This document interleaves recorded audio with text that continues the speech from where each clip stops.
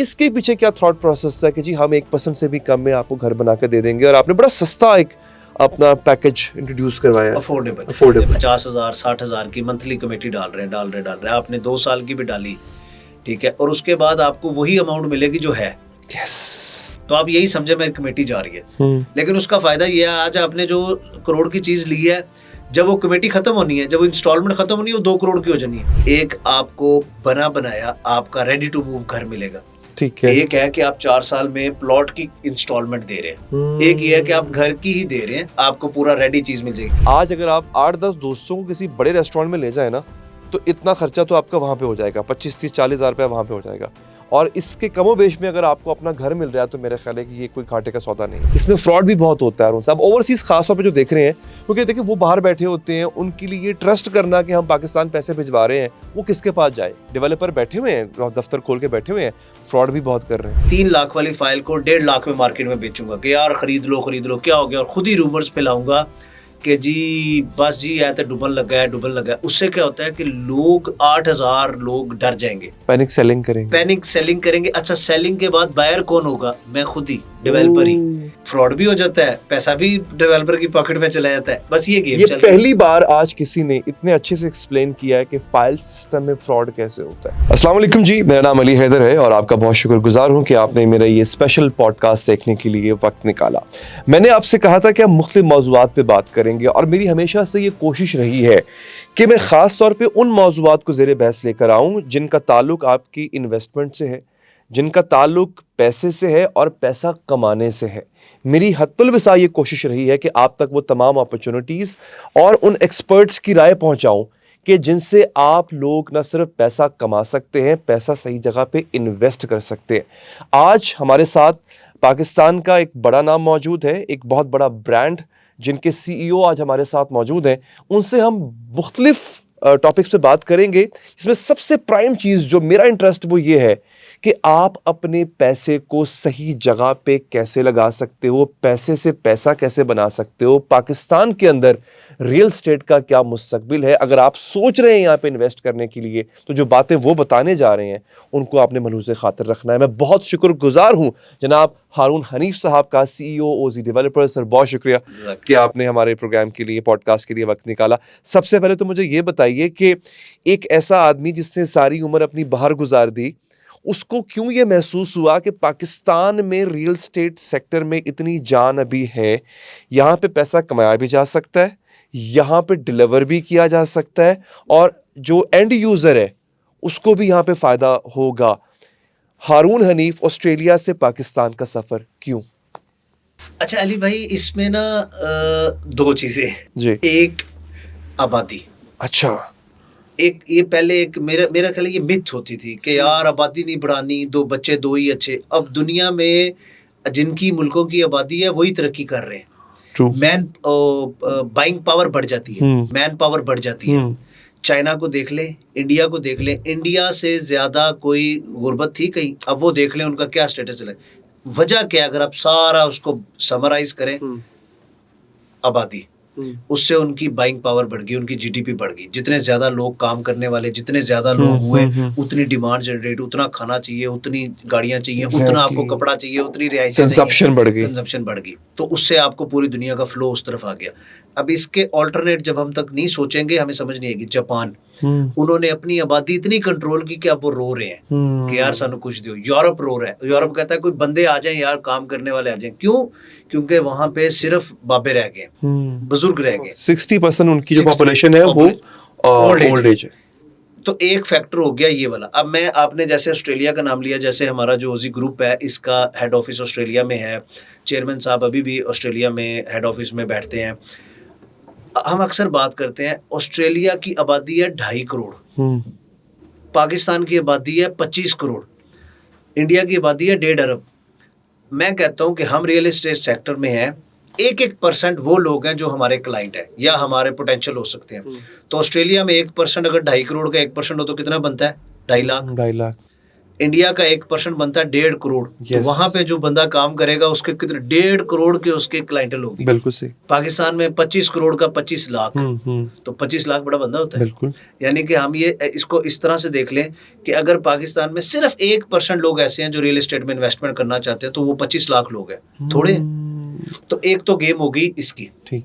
दूसरी बात, हमारे तकरीबन 10 मिलियन से ज्यादा लोग ओवरसीज हैं। अब जो बाहर गए हुए हैं उनका अल्टीमेटली एक है कि हमने पाकिस्तान में प्रॉपर्टी बनानी है। ठीक है। तो उस वजह से भी यहाँ पोटेंशियल है। बिल्कुल सही। ठीक है।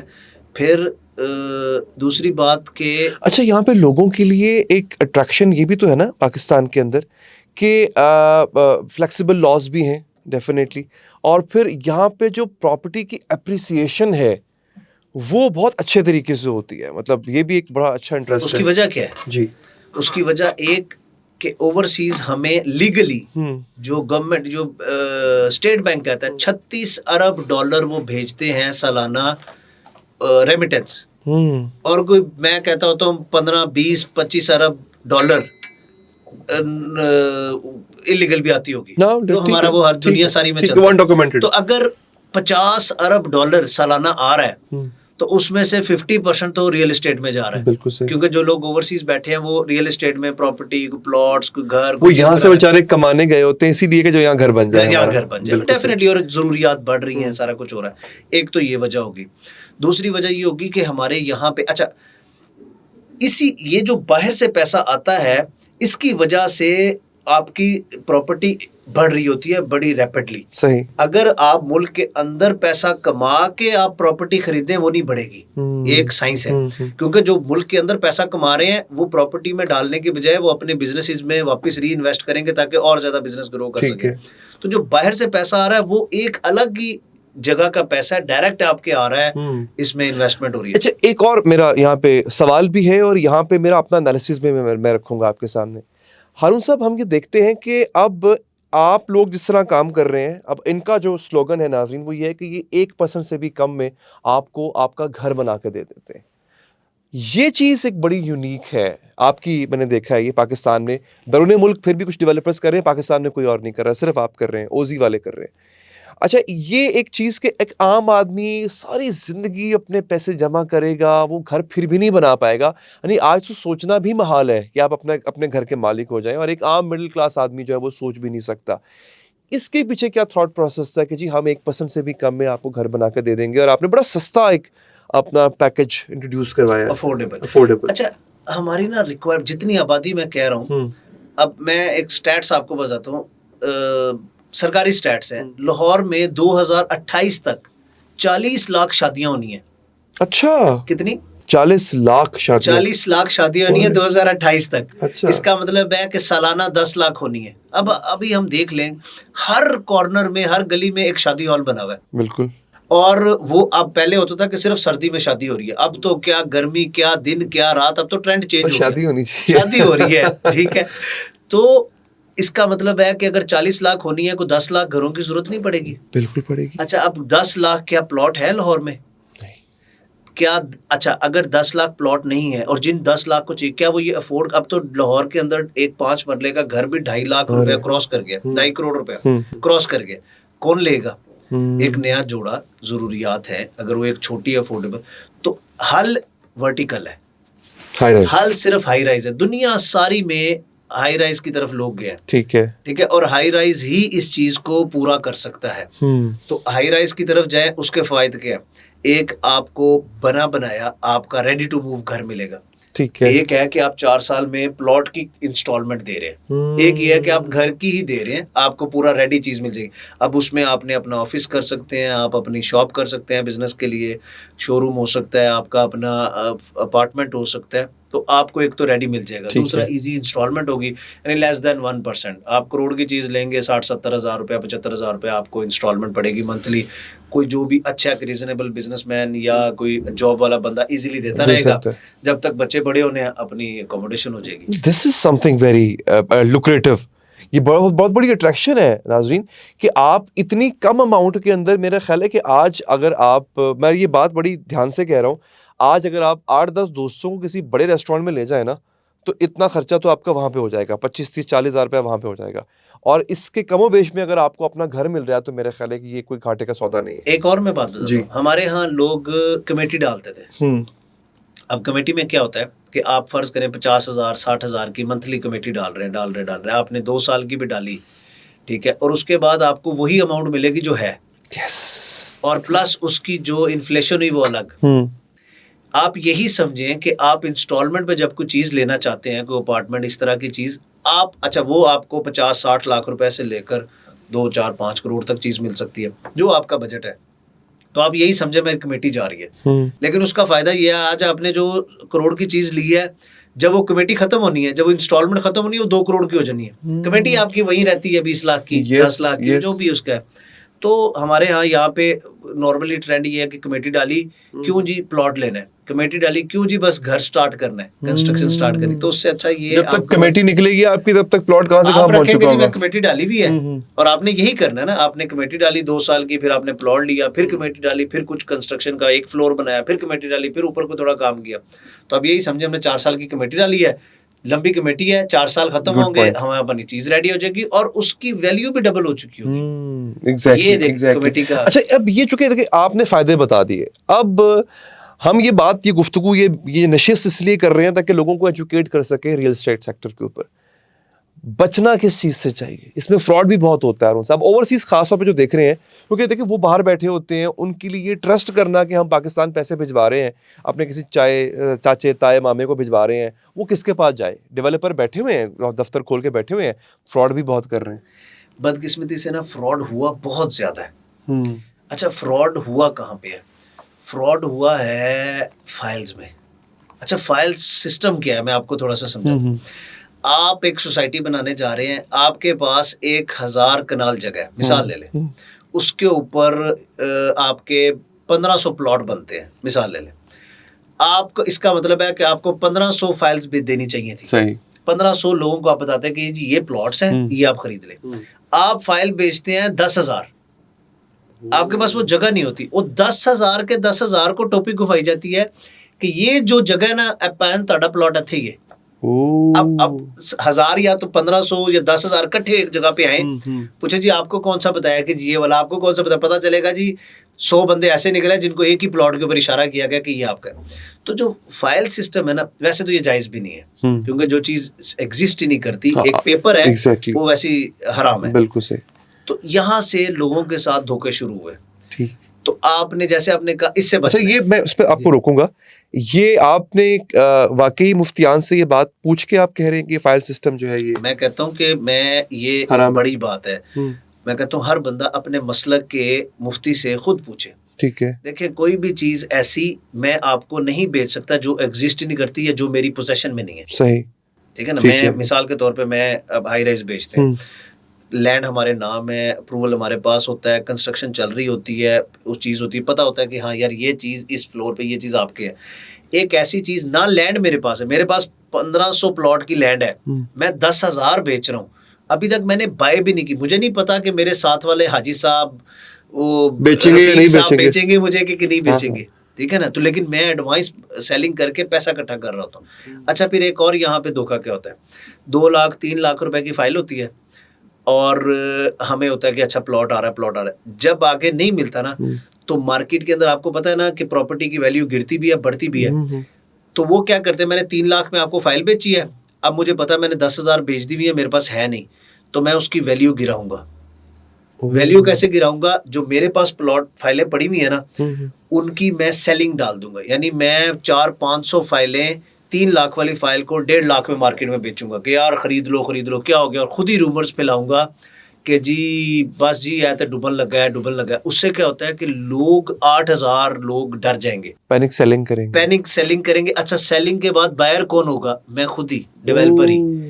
अच्छा, 3 लाख की आपको मैंने फाइल बेची, आपने पैनिक क्रिएट की, ठीक है, मार्केट में सेलिंग आ गई।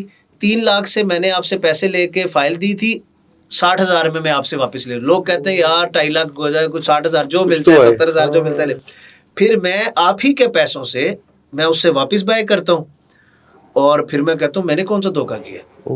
मार्केट में मैंने चीज निकाली, लोगों ने बाय की, लोगों ने सेलिंग डाल दी, वापस अच्छा ये नहीं बताता मैं एज डेवलपर कि यार मैं ही बायर हूँ, मिसाल डेवलपर ऐसे नहीं बताते, तो वो वापस बाय कर लेते हैं, तो मार्केट से वो फाइल भी खत्म हो जाती है, फ्रॉड भी हो जाता है, पैसा भी डेवलपर की पॉकेट में चला जाता है। बस ये गेम ये चल रही है। पहली बार आज किसी ने इतने अच्छे से एक्सप्लेन किया है कि फाइल सिस्टम में फ्रॉड कैसे होता है। तो अगर आपको फिर भी कोई इस तरह से अट्रैक्ट करने की कोशिश करे, आप लोगों ने ये छानबीन जरूर करनी है। अगेन मैं ये कहता हूं कि हम यहाँ पे बात कर रहे हैं आपको एजुकेट करने की कि रियल एस्टेट सेक्टर है क्या। सर मैं थोड़ा सा और चाहूंगा काशिफ भाई, आप मुझे जरा वर्टिकल के ऊपर हम मजीद थोड़ी और बात करें। अब जो एक आपका प्रोजेक्ट है, मैं उसको एग्जाम्पल के तौर पे कोट कर रहा हूँ, लाहौर स्काई जो आपका एक नया प्रोजेक्ट आ रहा है, उसमें आप कैंटिलीवर डिज़ाइन लेकर आ रहे हैं, वो ऑस्ट्रेलियन तर्ज का डिज़ाइन है, उसके आर्किटेक्चर भी ऑस्ट्रेलियन है और बिल्कुल मुख्तलिफ किस्म का उसको जो है वो दे। अच्छा, जो चीज़ अब आप दे रहे हैं, क्या इसका ट्रेंड आ चुका है पाकिस्तान में, लाहौर में, कि आप अंडर वन रूफ पूरी कम्युनिटी दे रहे हैं वर्टिकल में? आप गार्डन्स दे रहे हैं, उसमें आप जिम और शॉपिंग मॉल और सब कुछ आप उसमें जो है वो सैलून्स वगैरह भी आप दे रहे हैं। ये नया ट्रेंड आपको क्या लगता है, लोग एक्सेप्ट कर रहे हैं इसको, इस ट्रेंड को? आईफोन अब आया है, पहले फोन कौन से होते थे, नोकिया के एग्जैक्टली 3310 सबको याद है, बिल्कुल याद। अच्छा वो होता करता क्या लड़ाई था? के लिए इस्तेमाल होता था। किसी को मारो हाँ। बाद में हाँ। आप डायल करते थे, कॉल करते थे या आप एसएमएस करते थे, एग्जैक्टली दैट्स इट। वक्त चेंज हुआ, आगे गया, अब अगर वही वैसे फोन आए वो चलेंगे? नहीं चलेंगे। अब ट्रेंड क्या है, अब हमें जाना पड़ेगा आईफोन। आईफोन क्या है, एक लग्जरी है। आईफोन के अंदर है क्या?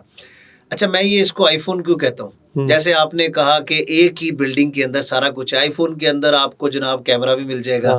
अच्छा वो अब तो ऐसा लेवल का कैमरा है कि आप पूरी शूट कर लेते हैं, और आपको अंदर ही उसके जनाब व्हाट्सएप और इस तरह की जो सोशल मीडिया मिल गया, जो आपको कॉल्स हैं, जो आपको ये सारा कुछ एक जगह, आपका लैपटॉप का काम गया, डेस्कटॉप का काम गया, आपके कैमरे का काम गया, आपकी घड़ी गई, तो सारा कुछ एक में आ गया। इसी तरह आप ये जो वर्टिकल बिल्डिंग्स हैं, आपको बनी बनाई बिल्डिंग मिलेगी, सिक्योरिटी मिलेगी, पार्किंग मिलेगी, अंदर ही जिम मिलेगा, सोना स्पा मिलेगा, आपको अंदर प्लेग्राउंड्स मिलेंगे, प्ले एरियाज बच्चों के लिए मिलेंगे, फूड कोर्ट मिलेगा, अंदर आपको ऑफिस मिलेगा, अंदर आपको शॉपिंग मिलेगी। तो आप ऐसे ही गार्डन्स दे दिए। अब आप ऐसे ही समझें कि आपकी वो जो बिल्डिंग है 12-14 लाख स्क्वायर फीट की, वो आपका पूरा का पूरा सेफ जोन है। आपके बच्चे, आपकी फैमिली वहाँ पे जिस मर्जी पोर्शन में जा रहे हैं, कहीं वो है सेपरेट पूरा हमने किया, लेकिन आप शॉपिंग के लिए जा रहे हैं, तो हमें ये जाना पड़ेगा। इसके लिए एक तो ये वजह होगी, दूसरा देखें, मैं जैसे अभी शुरू में कहा कि आप अकोमोडेट कर ही नहीं सकते, हो ही नहीं सकता कि आप प्लॉट्स में और इन चीज़ों में चले जाए। और फिर प्लॉट्स की मैंने आपको वो भी बता दिए, ठीक है वो एक ट्रेंड हुआ करता था। मैं एक और, दुनिया सारी वर्टिकल की तरफ जा रही है। मुझे पाकिस्तान के अलावा आप मुझे दुनिया के किसी मुल्क की कोई सोसाइटी बताए, आई कांट रिकॉल। चले कोई 3 दुनिया के टावर्स बताए हाई राइज। बहुत बेशुमार ऐसे, मतलब आप बुर्ज खलीफा को देख लें, ट्रम्प टावर मैं भी दुबई में देख के आया था, वो है, फिर ट्विन टावर्स मलेशिया में बस 3 हो गए आपके। आपको पता है तो दुनिया में सोसाइटीज को कौन याद रखते? तो है क्या, लोग क्या जानना चाहते, सबको क्या पता चलता है कि जो हाई राइज बिल्डिंग्स है, दुनिया सारी इस तरफ जा रही है और यही चीज अकोमोडेट कर सकती है। हम तो जगह ज़ाया कर रहे हैं ना, देखें हम फसलें काट के तो हम सोसाइटियां बनाई जा रहे हैं, और फिर उनमें भी आपको पता है जो कुछ। हाँ साहब, मैं इंतहाई मशकूर हूँ सर, ये बहुत फ्रूटफुल डिस्कशन थी जो आपके साथ रही, क्योंकि अगेन इसका मकसद ये था कि हम अपने देखने वालों को एजुकेट करें, उनको बताएं कि रियल स्टेट होती क्या है। अगर आप इन्वेस्ट करना चाहते हैं रियल स्टेट में तो आप किस तरह कर सकते हैं। अगर आप मशवरा चाहते हैं किसी भी किस्म का, तो मैं इनकी टीम का नंबर जो है वो सामने मुसलसल स्क्रॉल कर रहा है, आप इनसे बात कर सकते हैं। इनकी टीम जो है वो 24/7 आपसे राब्ते में रहेगी, आपको गाइड भी करेगी इनके प्रोजेक्ट के हवाले से, यानी ओजी डेवलपर्स का जो प्रोजेक्ट है लाहौर स्काई, अगर आप उसके हवाले से मालूमात चाहते हैं, इंटरेस्ट चाहते हैं उसमें कोई किसी किस्म का, तो आप इस नंबर पे जो सामने आपके चल रहा है उस पर आप रब्ता कर सकते हैं। बहुत शुक्रिया अगेन सर, आपने वक्त निकाला। मुझे दीजिए इजाज़त नाज़रीन, अल्लाह हाफ़िज़।